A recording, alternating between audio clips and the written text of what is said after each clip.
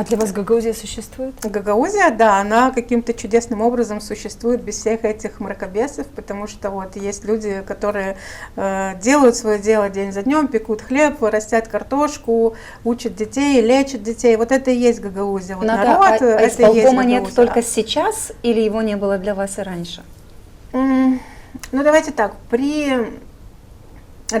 ни при одном Башкане у меня не было ощущения, что у нас нет исполкома.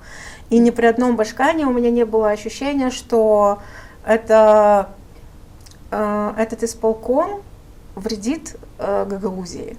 Потому что этот исполком вредит Гагаузии.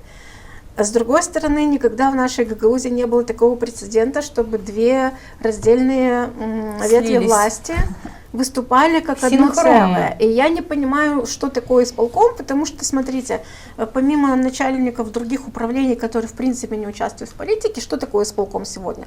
Это Узун, это Петров и кто еще? И все.